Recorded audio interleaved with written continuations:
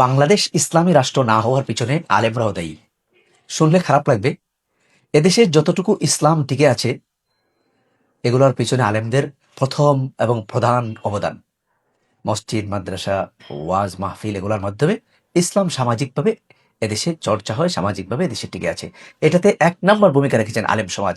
আবার রাষ্ট্রীয়ভাবে ইসলাম প্রতিষ্ঠা না হওয়ার পিছনেও প্রধান দায়ী হচ্ছে আলেম সমাজ। কারণ এই আলেম সমাজ, আমরা মানুষকে শবে বরাতের গুরুত্ব বুঝিয়েছি। মানুষ শবে বরাতের রাতে একদম মসজিদ ফুল হয়ে যায়, কিন্তু এই মানুষগুলোকে আমরা ইসলামী রাষ্ট্র, আল্লাহর হুকুমত, আল্লাহর আইন, আল্লাহর শরিয়া বাস্তবায়নের কথা আমরা বুঝাইনি।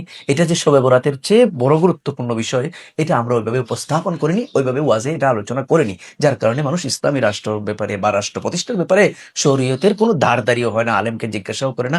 এই ফরজ বিধানকে তারা নিয়মিতভাবে বছরের পর বছর এবং জীবনভর আল্লাহর এই ফরজকে, আল্লাহর হুকুমত প্রতিষ্ঠার ফরজকে তারা অবজ্ঞা করে গেছে। কারণ আপনি এটাকে ফরজ হিসেবে বুঝেন নাই। আপনি ইসলামী রাষ্ট্রের যে শবে বরাতের গুরুত্ব বেশি আলোচনা করেছেন, বেশি বুঝিয়েছেন, সে ওই শবে বরাতই পালন করছে। ইসলামী রাষ্ট্রের আলোচনা, ইসলামী রাষ্ট্রের ওয়াজ, ইসলামী রাষ্ট্রের আহমিয়ত, গুরুত্ব মানুষের কাছে আমরা আলেমরা উপস্থাপন করি নাই।